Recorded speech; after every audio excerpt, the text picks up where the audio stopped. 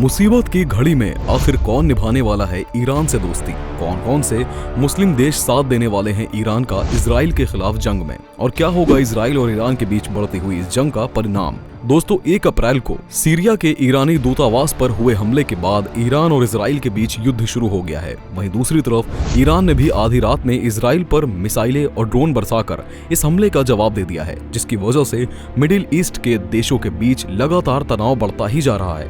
Iran और Israel के बीच बढ़ती टेंशन को देख ये कहना गलत नहीं होगा कि कहीं ये तीसरे विश्व युद्ध का आगाज तो नहीं। तो ऐसे में जानना बेहद दिलचस्प हो सकता है कि आखिर आगामी युद्ध की नौबत आने पर कौन कौन से मुस्लिम देश ईरान का साथ दे सकते हैं। साथ ही दोनों देशों के बीच अगर जंग होती है तो कौन सा देश भारी पड़ने वाला है और भारत की इस युद्ध में क्या भागीदारी रहेगी। तो ये सब जानने के लिए ये वीडियो लास्ट तक पूरा जरूर देखिएगा और उससे पहले हमारे चैनल को सब्सक्राइब करना बिल्कुल भी मत भूलिएगा। तो दोस्तों, रशिया, यूक्रेन और इजराइल फिलिस्तीन के बीच हुए तनाव की आग अभी शांत भी नहीं हुई थी कि बीते दिनों ईरान के सीरिया की राजधानी दमिश्क पर हुए इजरायली हमले में एक ईरानी टॉप कमांडर समेत 6 सैन्य अधिकारी मारे गए। बदले में ईरान ने देर रात के अंधेरे में बड़े पैमाने पर इजराइल पर 100 से ज्यादा ड्रोन और दर्जन भर मिसाइलों से हमला किया और इसी के साथ दुनिया के 2 और देशों के बीच युद्ध शुरू हो गया। आपको बता दें कि इन दोनों देशों के बीच काफी समय से लड़ाई चल रही थी, लेकिन ये पहली बार है जब सीधे तौर पर ये आमने सामने आ गए हैं, जिसकी वजह से मिडिल ईस्ट के देशों में एक बार फिर युद्ध का बिगुल बजाया जा चुका है।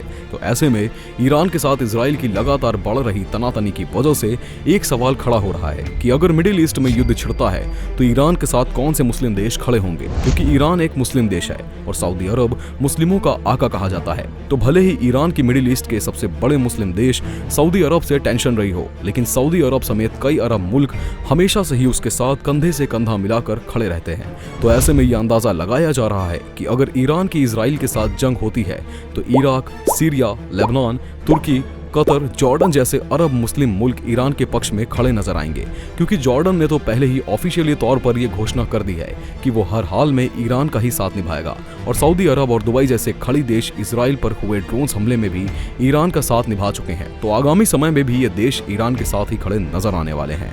वहीं इन दोनों देशों के साथ रूस का नाम भी जोड़ा जा रहा है, क्योंकि रूस हमेशा से ही इजराइल के विपक्ष में रहा है।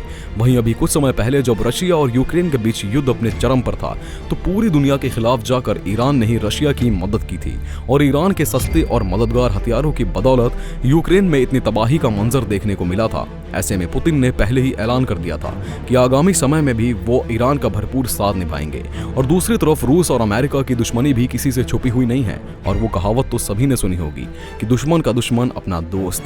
तो ऐसे में रूस के पास अमेरिका को सबक सिखाने का ये अच्छा मौका है, क्योंकि ईरान हमेशा से ही अमेरिका को सबसे बड़ा शैतान मानता है और जो भी देश अमेरिका से दुश्मनी रखते हैं रूस उसका साथी और अमेरिका जिस भी देश के साथ खड़ा होता है उसका दुश्मन बनकर विपक्ष में खड़ा रहता है। तो इस बात में कोई दो राहें नहीं है कि इस बार भी रूस अमेरिका के खिलाफ तेहरान को सपोर्ट करेगा। साथ ही वो अकेला ईरान का साथ नहीं देगा, बल्कि उत्तर कोरिया और मिडिल ईस्ट के कजाकिस्तान, तुर्कमेनिस्तान जैसे मुल्कों को भी ईरान के पक्ष से लड़ने के लिए खड़ा करने में ईरान की मदद करेगा। साथ ही चीन भी इस युद्ध में भागीदारी जरूर सुनिश्चित करेगा, क्योंकि चीन की तो आदत है दुनिया के हर मुद्दे में अपनी टांग अड़ाने की। और सबसे मजेदार बात यह है कि चीन ने जब जब ऐसे युद्धों में किसी भी देश का साथ निभाया है, हर बार उसने ऊपरी तौर पर एक शांति दूत और अंदरूनी तौर पर अपना असली चेहरा दिखाने में कोई कसर नहीं छोड़ी है। तो अंदाजा है कि चीन भी इस बार युद्ध में साथ देगा और रशिया यूक्रेन वॉर की तरह ही वो सामने से तो दोनों देशों का शांति दूत बनने का ढोंग करेगा और अंदरूनी तौर पर अमेरिका से दुश्मनी निभाते हुए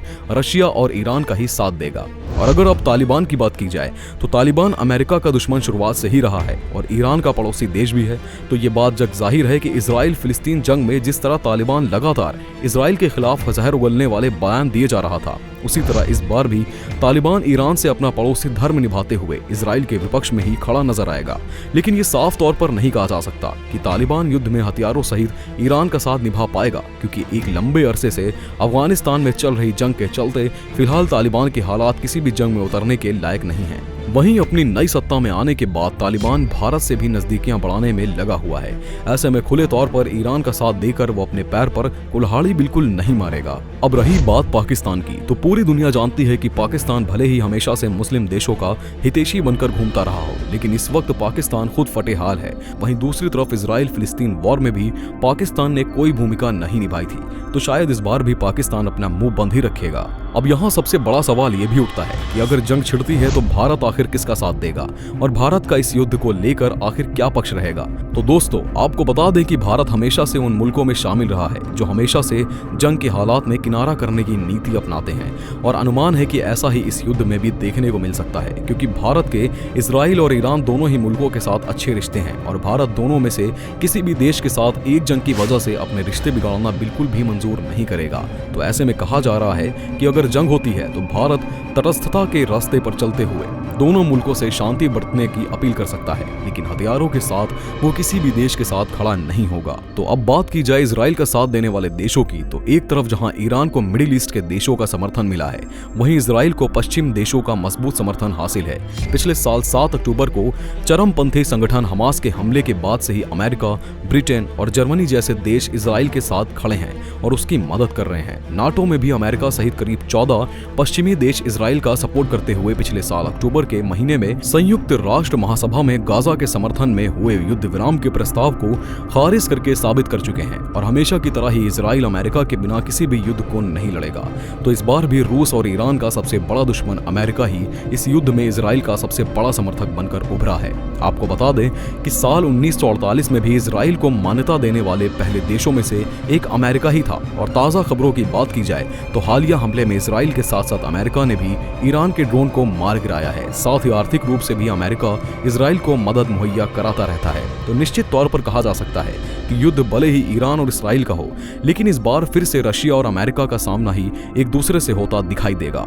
अमेरिका के अलावा यूरोपीय देशों में इजराइल को फ्रांस का मजबूत समर्थन हासिल है। हमास के हमले के बाद अमेरिकी राष्ट्रपति जो बाइडेन के अलावा फ्रांसीसी राष्ट्रपति इमैनुअल मैक्रों भी इजराइल पहुंचे थे। मैक्रों ने यह तक कहा कि ये लड़ाई सिर्फ इजराइल की नहीं बल्कि पूरे यूरोप, अमेरिका और मध्य पूर्व के भविष्य की है। इनके अलावा Germany, Italy, Britain, Australia, Denmark, Canada और न्यूजीलैंड ने हमास की आलोचना करते हुए इजराइल का साथ दिया है।